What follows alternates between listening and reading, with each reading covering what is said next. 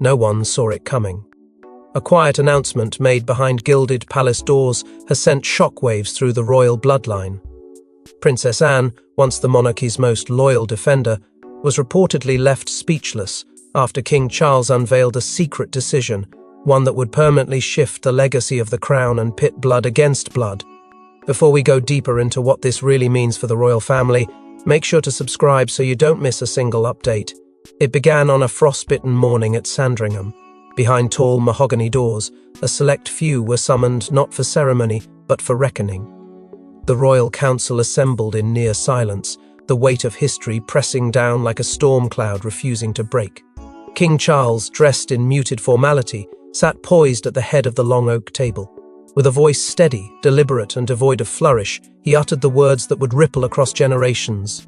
The royal titles, moving forward, shall descend exclusively to the Cambridge line. The room froze. For a heartbeat, even time held its breath. All eyes turned to Princess Anne. Her face, a fortress of composure for decades, betrayed something rare: disbelief. Eyebrows arched slightly, her lips pressed into a thin, unreadable line, and her gaze held steady, locked not on her brother, but on the wall beyond him.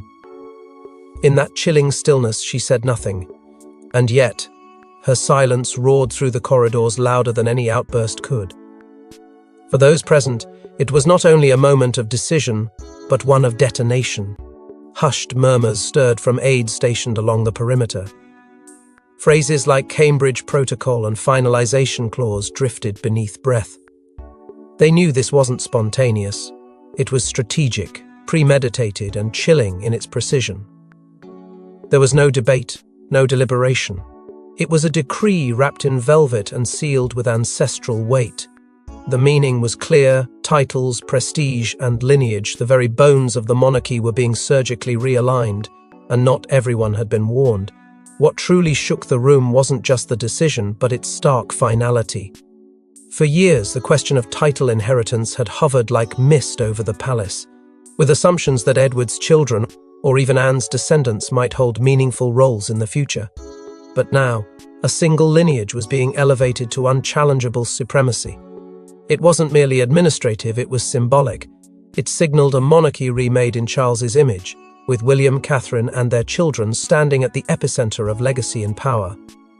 Everyone else, it seemed, would orbit in fading relevance. Camilla, usually composed and conversational, avoided eye contact. Her hands, neatly folded in her lap, gripped each other just a little too tightly. She knew this was a powder keg. She'd sat beside Anne at countless functions, exchanged smiles, maintained civility. But now, as this seismic decision was read aloud, she sat inert and accessory to a decision she had neither authored nor openly opposed. But behind Anne's silence brewed a storm, decades in the making, a storm rooted in promises, betrayals, and one man's secret ambition for his firstborn's dynasty. This wasn't a spontaneous decision, it was a masterstroke years in the making. Documents, old correspondences, and murmured conversations reveal that King Charles had been quietly steering the crown's future toward one bloodline, the Cambridges. And now, the royal chessboard is forever altered. What began as grief in the shadow of Diana's death soon hardened into resolve. For Charles, the chaos of the 1990s had exposed the monarchy's fragility. The divorces, the scandals, the public's growing indifference, everything pointed to one conclusion: the crown could no longer rely on tradition alone. It needed reinvention. And in William, Charles saw more than a son. He saw a symbol, a reset button. A figure who, with the right guidance, could embody a monarchy reborn. While the nation mourned, Charles quietly began drafting a new vision, one where William wouldn't just inherit the throne but redefine it. Behind palace walls, he convened private sessions with trusted advisors, strategists, historians, media experts. Their meetings were never logged in public schedules, but their influence was unmistakable. The monarchy's messaging shifted subtly but powerfully: youthful, relatable, modern. Out went the cold formalities. In came carefully curated appearances, documentaries, controlled exposure. The idea was simple: build the House of Cambridge into a brand so dominant, so dazzling, that no other branch could rival it. Yet, this was no mere marketing project. It was structural. Charles began exploring ways to realign titles, patronages, and ceremonial roles, so that over time, everything would flow into William's lineage. This quiet consolidation wasn't broadcast, it was embedded into the rhythm of royal planning. Events that once rotated among family members began circling back to William and Catherine. Public goodwill was being harvested, but behind that charm offensive lay a cold calculation: reduce the institution's vulnerability by anchoring it in one golden couple. And in those rare, handwritten diary entries scribbled late at night and guarded fiercely, Charles reflected on a conversation with Queen Elizabeth herself. In her final years, she'd warned that the crown must adapt or disappear. She spoke of duty, of stability, of survival. Charles took those words to heart, but he added a layer of his own: control. Adaptation to him required orchestration, spreading power across too many. Heirs risked confusion, fragmentation, rebellion. That would not be the legacy of his reign. Anne's warnings were acknowledged, but ultimately brushed aside. Edward's loyalty was noted, but his influence limited. To Charles, they belonged to an era that was fading, reliable, yes, but not magnetic. And while some questioned the wisdom of centering everything on one branch, Charles stood firm. He had no intention of repeating the mistakes of the past. Camilla, for her part, never pushed publicly, but those close to her say she supported the move quietly, recognizing that a concentrated monarchy would secure her place beside the man reshaping it. What the world saw was a steady-handed monarch guiding a new generation. But what they missed was the script being rewritten in real time, roles reassigned, power repositioned, futures erased before they even began. Every smile, every photo op, every mention of the Cambridges was part of a grand design, invisible yet irreversible. But while Charles engineered the future with precision, Anne was about to unearth a bitter betrayal buried in royal memory. She gave everything decades of service, unshakable loyalty, and never once asked for more. But now, Princess Anne finds herself written out of the monarchy's most powerful succession structure. Her decades of sacrifice appear to mean nothing in a palace obsessed with image over integrity. For over half a century, Princess Anne had been the monarchy's iron thread, quietly stitching the seams of a royal family, often torn apart by scandal, grief, and modern pressures. While others faltered, she endured. While headlines swirled around divorces and betrayals, Anne pressed forward, performing over 20,000 official engagements, many without fanfare or even press coverage. She shook hands with farmers, comforted veterans, walked through flooded towns, and stood tall at ceremonies that others declined. In moments of chaos, she remained steady, resolute, and invisible to controversy. But in the cold arithmetic of legacy, service was not the currency that mattered. When the announcement landed that the royal titles would descend exclusively through the Cambridge line, Anne felt it not as an insult, but as an incision. The wound ran deep. For a woman raised with the creed of duty before all, this sidelining wasn't just about titles, it was about identity. It was about years of carrying a weight that others dropped. It was about standing in for her mother when even her own brothers avoided the glare. It was about being the first to arrive and the last to leave, always. And now she was being thanked with absence. Privately, she turned to the one person who might understand: Edward. In a conversation that would never appear in transcripts, she reportedly said, "We were never meant to matter, were we?" The words hung heavy in the air, not of bitterness, but of realization. They had been raised in the same house, sworn to the same oath, lived under the same shadow. And yet, when the time came to redefine the future, neither was even consulted. In moments of solitude, Anne reportedly revisited the memories that shaped her. One stood out with piercing clarity. As a child, during a quiet afternoon at Balmoral, the Queen had once told her, "Duty comes before glory.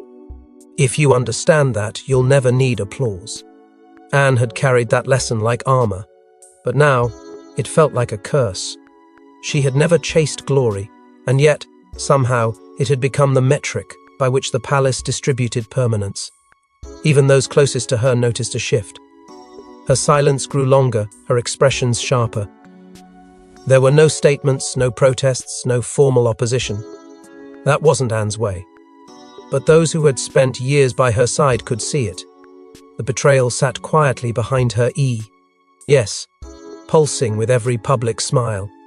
As Anne grapples with erasure, the Cambridge family quietly prepares for a future most royals thought was decades away.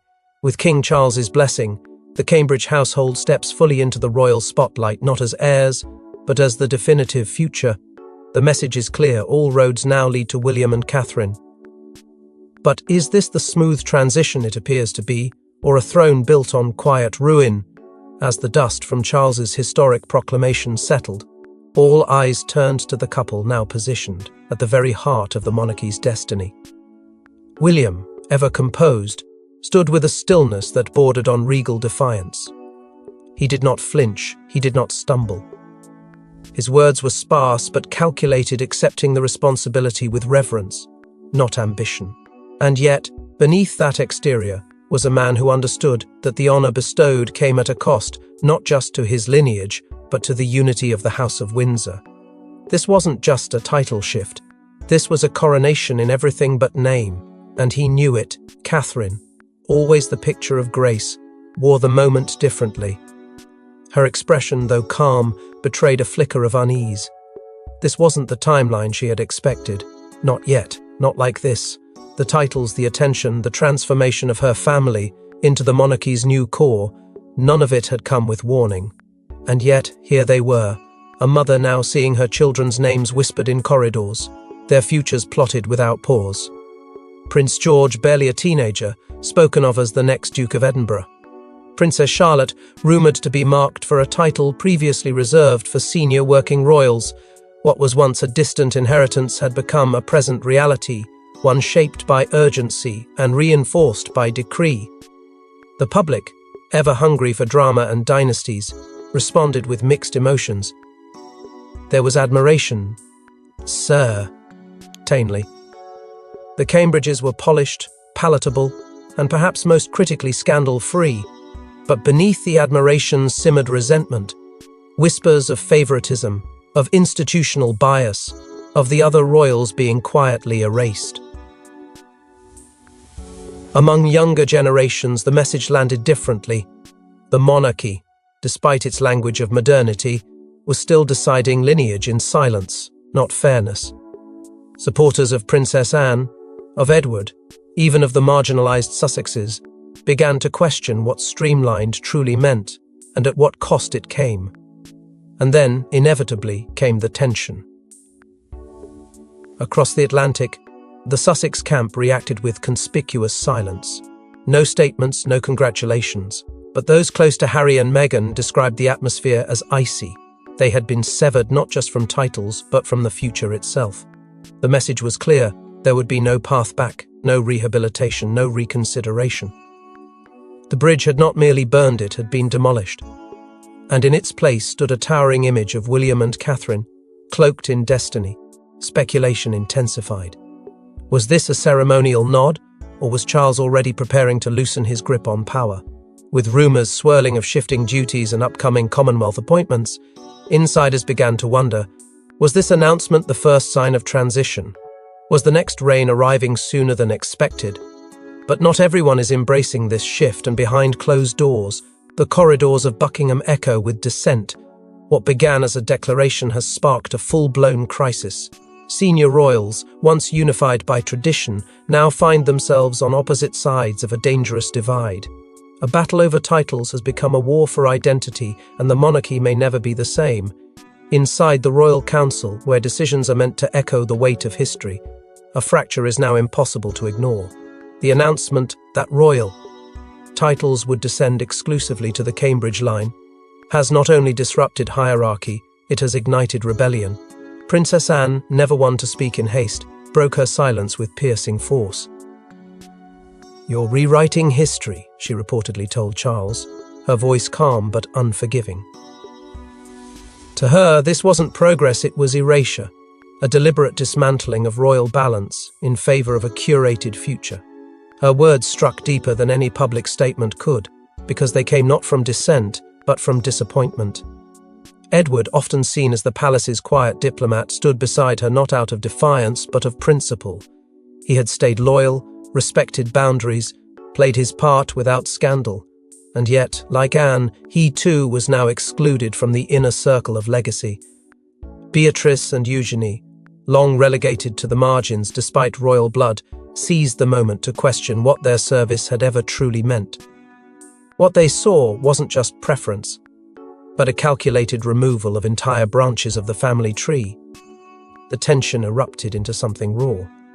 Aides whispered of raised voices behind the council doors. One royal insider described the atmosphere as poisoned by strategy and scorched by betrayal. Camilla, ever the peacemaker in appearances, attempted to smooth things over, but her words, however well-intentioned, only deepened the wounds. Her perceived proximity to Charles's plan made her seem less a neutral voice and more a quiet architect, pushing Anne and others further into resistance. And then came the leak.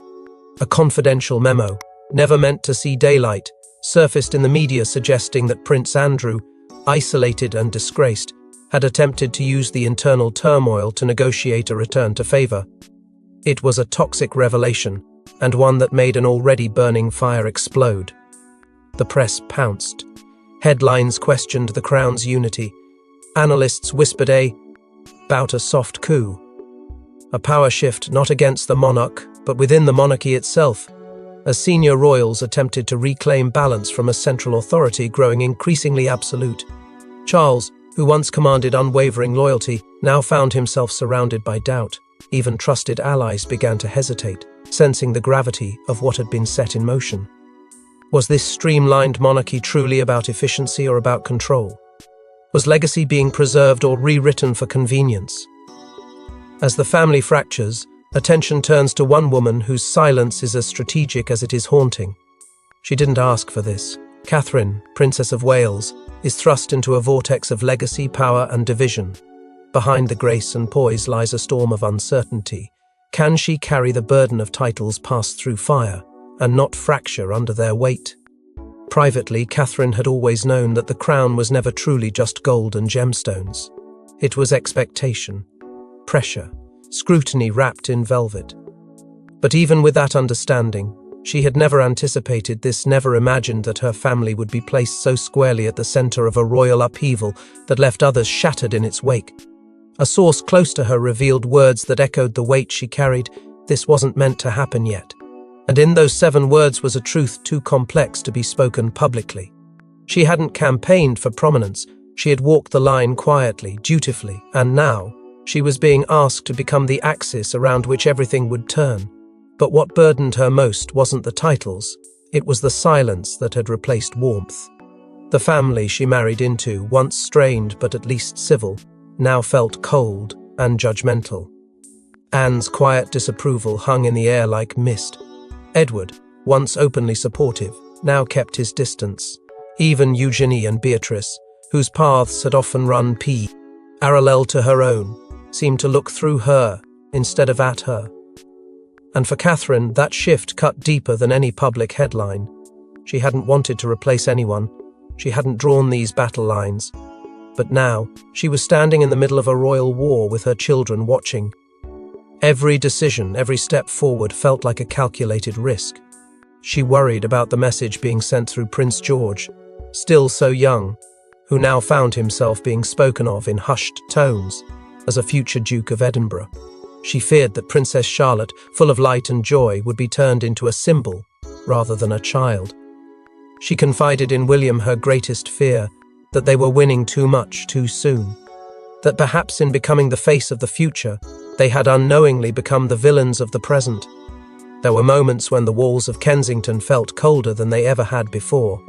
In the stillness of night, Catherine would sometimes sit alone in her private study, her fingers tracing over the creases of a note left to her by Queen Elizabeth, its words now etched in her memory. Grace in silence will always outlast fury. She wanted to believe that, but the silence wasn't healing anymore. It was hurting. At a recent royal event, her eyes met Anne's from across the room. The Princess Royal's expression was unreadable, but the absence of acknowledgement spoke volumes. Later that night, Catherine wept not out of guilt, but out of sorrow. She had never sought to eclipse the woman who had carried the monarchy on her shoulders when others faltered. And yet, now, she stood in her place uninvited but unmoved. But while Catherine battles inwardly, Anne is preparing for a public response that will change everything. For the first time in decades, Princess Anne breaks protocol and goes public. Her voice, sharp and clear, slices through the royal haze. And with a single interview, she challenges the monarchy's direction, stirring the hearts of loyalists and setting the internet ablaze. It aired without warning an exclusive sit-down with a seasoned broadcaster, broadcast across the nation at prime time. No palace approval, no family coordination, just Anne, composed and fierce, finally speaking the words others only whispered behind closed doors. Her tone was not bitter but blisteringly honest. "Loyalty is not fashionable," she said, "but it's what built the monarchy. I gave it without question. Now I've been discarded like a page from history." In that moment, the air shifted. What had been private discontent became a national conversation. The Princess Royal had spoken, and her words hit harder than any royal scandal in recent memory. But she wasn't finished. The quote that would be etched into headlines, replayed endlessly, came next. Titles should follow duty, not photography. It wasn't subtle. It didn't need to be. A direct jab at a monarchy increasingly shaped by optics, carefully curated images, and social media palatability. Anne's critique didn't name names, but everyone knew. This was about nostalgia. It was about substance, about legacy, about a woman who had carried the weight of the institution for half a century being tossed aside for a newer model. And she wasn't going to fade quietly. Within hours, the digital storm exploded. Hashtags like #Anne deserved more and #duty over drama flooded platforms. Former critics praised her conviction. Even Republicans admitted her grit demanded respect. Royal loyalists felt vindicated. The princess, who had always walked behind the headlines, was now leading them. What had started as a personal reckoning became a public rally. Anne had drawn a line in the sand and thousands stood with her. In's day the palace, the fallout was immediate. Aides scrambled to craft statements, deny implications, shift focus. But the damage was done. Leaks began surfacing about internal disagreements, about efforts to silence Anne before the interview aired, about a frantic call from Charles himself, begging her to reconsider. It was too late. The monarchy, so dependent on unity and silence, had just been fractured in front of the world. Will.i.am, caught in the center of the storm, now faced renewed scrutiny. Could he step into a future built on the exclusion of the very people who had upheld the crown? Could Catherine carry a burden that Anne had so clearly called unjust? Even their allies now questioned the optics, the ethics, the cost. Pressure on Charles intensified.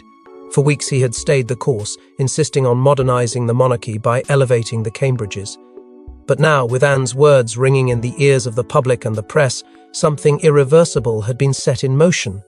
The firm could no longer ignore the fact that a reckoning had begun not just behind palace walls, but across the nation.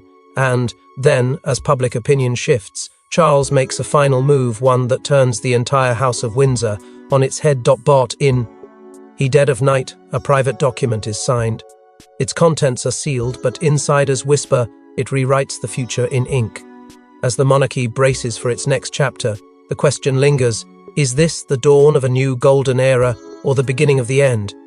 Without warning, with no fanfare or press release, King Charles enacted a decision that would quietly thunder through the walls of every royal residence. The Royal Titles Act, drafted in total secrecy, was signed under the weight of midnight stillness. Only a select group of aides were present. No family, no debate, just ink and decree. Those in the room said Charles's expression was unreadable. But his intention was unmistakable. This was his final stamp, his irrevocable choice. With one signature, he ensured that the path of the monarchy would be forever tethered to a single bloodline, Williams. The Cambridges were no longer just the future by favour. They were now the future by law. Shock followed swiftly. William and Catherine, though briefed after the fact, were reportedly blindsided by the timing.